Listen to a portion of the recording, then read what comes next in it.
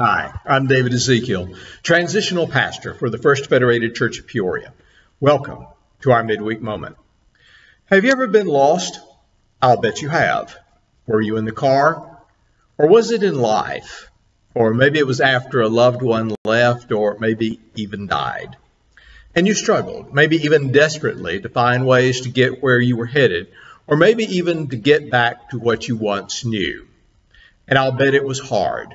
That is, until you realized that it was impossible to get anywhere until you first realized where you were at that particular moment in life. Author Lawrence Gonzalez once observed, "Not being lost is not a matter of getting back to where you started from. It is a decision not to be lost wherever you happen to find yourself. It's simply saying, I'm not lost, I'm right here." How do you get to that point? When we are overwhelmed and confused, our brains barely function. Have you ever noticed when you're in an unfamiliar situation, you first reach to turn down the TV or the radio? We then reach for the old road maps, the routine responses, what worked in the past, anything to get us back to where we used to be. This is a predictable response, and yet it's also suicidal.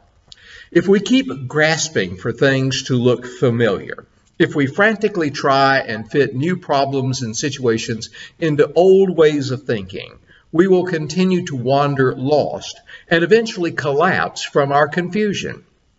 There is no way to get out of any wilderness except to acknowledge that we're lost.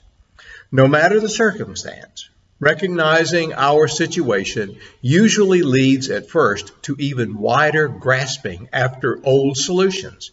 Yet there's nothing we can learn about this strange new world until we stop grasping, pause, calm down, and look around. The first thing we should notice is the most essential. We're still here. This in and of itself makes our situation workable. We don't have to panic about our situation. We need to acknowledge it. Yes, we're lost, but in truth, we're not. We're right here. When we relax enough to tune in, we'll be able to notice the information and signals that are everywhere around us. There's sufficient information right here to help us find our way out.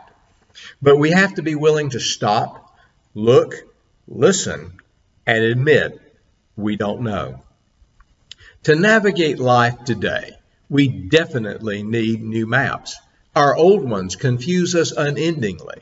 These new maps are waiting for us. They'll appear as soon as we quiet down and, with other lost companions, relax into the unfamiliarity of this new place, with senses open and being curious rather than afraid. The maps we need are in us, but not in only one of us. If we read the currents and signs together, we'll find our way through. That's what Alexander the Great's men did when they discovered that they had marched clean off the map. That's what Lewis and Clark did on their trek to discover the bounds of America. And that's what anyone who's ever attended an AA meeting has ever observed and discovered. I may be lost, but we are not lost. We're right here. And together, we will discover where to go next. You know, that's a good roadmap for life. I'm David Ezekiel. Thanks for sharing this midweek moment with me.